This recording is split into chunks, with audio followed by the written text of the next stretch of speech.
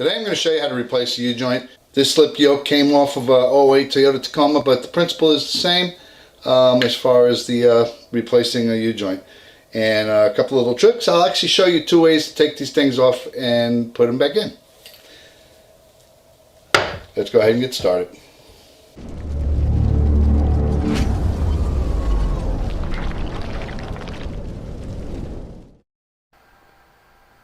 Before we start, the first thing we want to do is give that U-joint a shot of penetrating oil.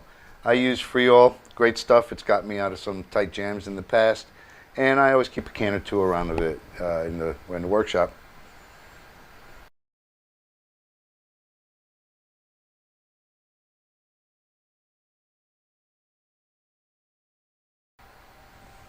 There's a few different tools that you can use to remove these snap rings. Of course, the most common one is going to be needle nose pliers. Here I'm showing you one with a 90-degree tip, and then there's also the straight tip. These will work. You got to be careful though. If the snap ring slips, it will pop out. I've seen them fly away at dangerous velocities. My preference is using a snap ring removal tool. This is a great little tool. It costs around 20 bucks. If you don't do a lot of drive shafts or U-joints, maybe not worth investing. I'm a tool fanatic, like to collect them, so although I don't do a lot of drive shafts, I have one of these in my toolbox. And look how easy it is to remove them. And you can also use this tool to install them again, and we'll see that later in the video. So let's go ahead and breeze through getting these things off. Just fast forwarding this because it's kind of boring. Now let's remove the U-joint.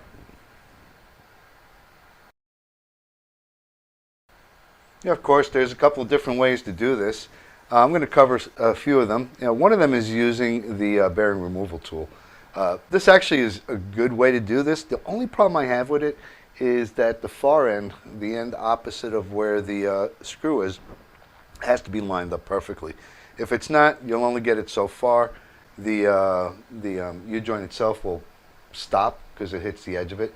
And you can see me doing some alignments here, trying to get this thing to line up right. Once it lines up right though, it'll push right out, and you'll see that here in a second.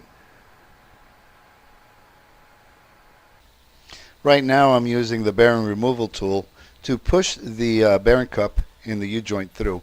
What this does is it pushes everything out through the other side, and you can reach the bearing cup on the other side now with a pair of pliers and lift that off so that you can remove the entire U-joint.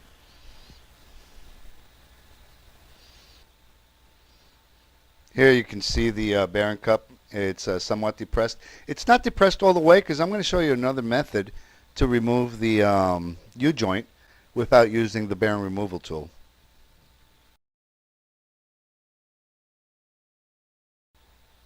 So if you have a vise, a socket, and a wrench, you can do the same thing. What you want to do is get a socket that's smaller than the bearing cap.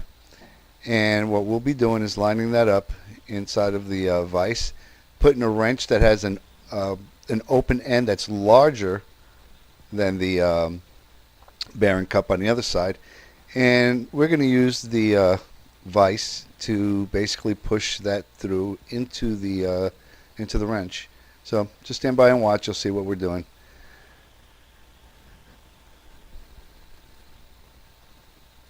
Yeah, getting it lined up can be a little tricky. You almost need 3 hands, but it's doable by one person. What will happen with this method is the vise will push. I don't know if you can see that, but it's pushing it out. And at that point, you disassemble this whole thing. And you've got the bearing cup on the other side.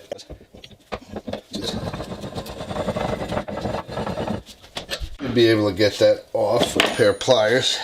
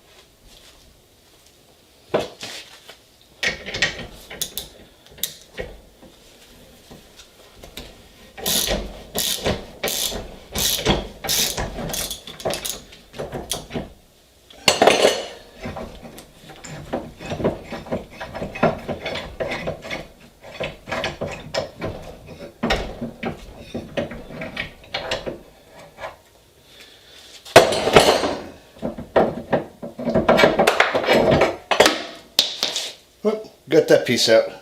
Now to get this piece.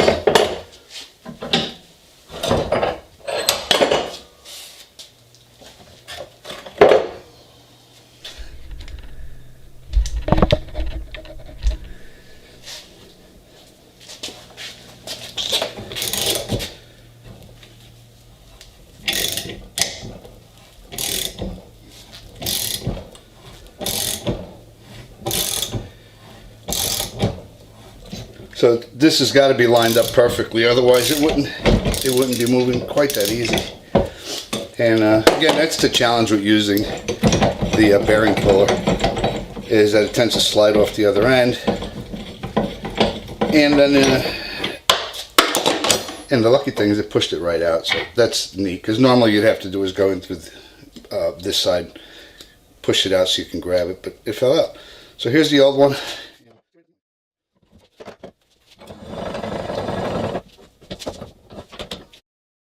I use a small steel brush to clean these out, and I'll also clean out the slots with a screwdriver.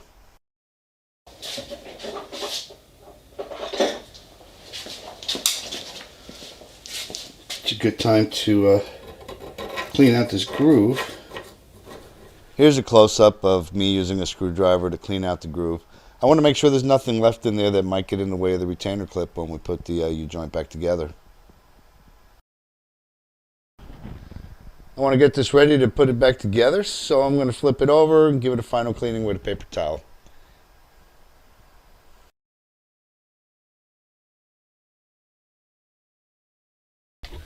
Yeah, these come with a little indentation. Come with fresh C-clips and a grease zerk. I don't know if you can see that. So what I'll do is I'll put the grease zerk on first, and then we'll start getting that installed.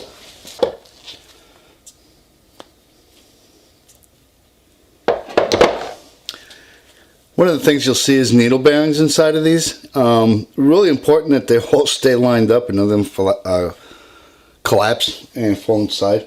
If they do, you'll actually know that they do, because what will happen is the joint itself, the U-joint, won't seat all the way. Now I'm going to actually use the vise. Just put this one in place. And you can use the any one of the methods I showed you earlier to do this, but the vise is actually probably the cleanest way, and it's going to be slow. So let's get a close-up of what I'm doing here.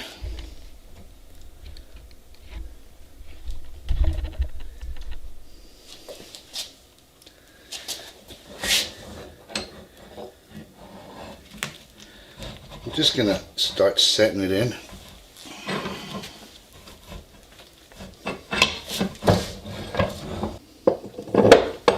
So we've got that side started. Taking the U-joint, and you see the side it came off. I'm going to take the cap off the other end, and I'm going to carefully, I'm going to make sure the zerk is towards the inside. I'm going to carefully slide that in there so I don't disturb the pins that are in there. Now I'm going to again use the vise to set that in there further, and again, most people don't do it with a vise, but it works, so why not? And then I'm going to put the cap on the other end. So right now it's in good condition. This thing's seated all the way in, so there's no way for those pins to move. Now comes the fun part. We're going to set this side in. I'm going to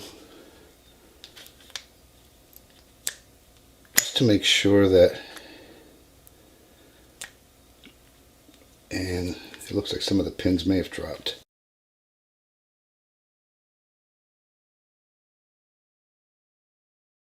So here's the old U-joint, and I wanted to show you something. You can see that both of these are set in there. What that means is that those old pins, they're all in place. Now, if you have a situation where one of those pins has fallen out of place and is laying inside of the bearing cup, you see there's there's a pin in there. What will happen is when you try to compress that bearing cup,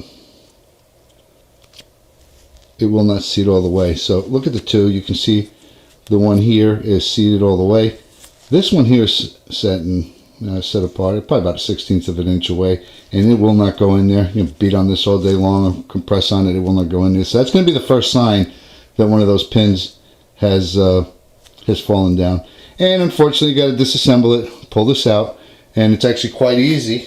Well, I say that, but nothing's ever quite easy. It seems like it's actually quite easy to take that pin, and you can see in here, you can see the spot that it came out of. Sometimes there's multiple pins, but it's just a matter of laying it in there. And they are magnetic, or at least the screwdriver is.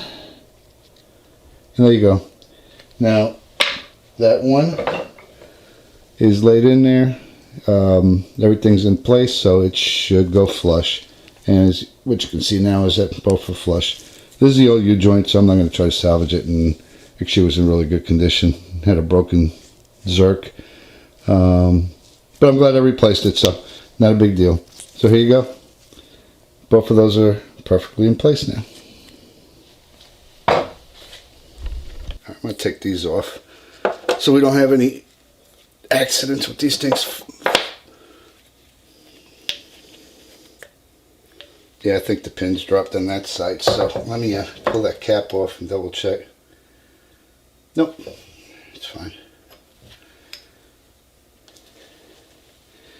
But what I want to do is get this middle piece lined up so that it's holding the pins in place on both sides. So once again, I'm going to stick this in the vise, and I'm going to compress it just to get them in there enough to hold all the pins in place.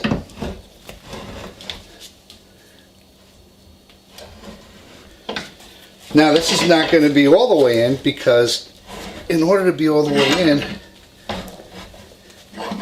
it has to be recessed so that the retention clips. Now there's another way to do it. I'm going to use the vise on this one. We could use the big bearing remover. The vise is just more fun. I'm going to use the socket trick, if you want to call it that.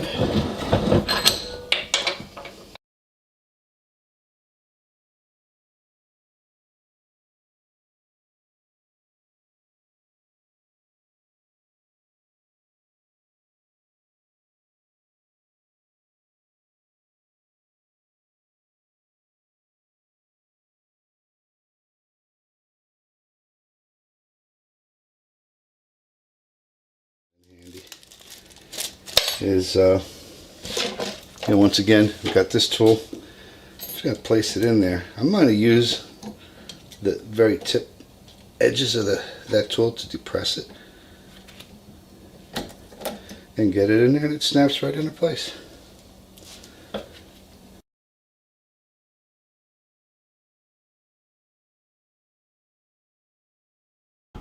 Now that I've showed you the basic concept, what I really want to do is just speed this up. It's the same repetitive process. I'm doing this on the other side, using the socket to press it in, and once I get that done, I will put the retaining clip in, and we should be good to go, and then get the other side of this U-joint together. So right now what I'm doing is tapping that in. It didn't look like it had set all the way in. The retaining clip wasn't in, so using the same socket and the brass hammer, I tapped it in and it fell into place. So what I'll be doing now is using the bearing removal tool instead of the vise. I've got the vise busy holding the slip yoke in, and you can see me tightening the bearing cup in, actually tightening both sides in. And actually at this point the bearing removal tool is actually quite easy to use, because you don't have to worry about the alignment on the other side. You're pushing everything in, getting that retaining clip in, and tapping it once again. Well, we're almost done. We just need to get this last bearing cup in, get the retaining clip in, and this U-joint will be done. And that one snapped into place. Now you'll notice these can be a little stiff when you first put them on. I think it's the compression that you put them through to get the clips on. And what I've seen some of the old timers tell me to do is just give it a tap on each of the joints, and I think that lets it settle out. I don't know if you can see that right here. Lets it fall back into place. And so here we go. Alright, so you saw how I went through the process. We got a new U-joints on this. I'm going to go ahead and put this back on the drive shaft. Before I do that, I will load it up with grease, and I'll wipe off any excess grease so that when we start driving the Tacoma, it doesn't splatter everywhere. Glad you watched this. Hope you enjoyed it. If you did, hit like, share, and don't forget to subscribe. Thanks.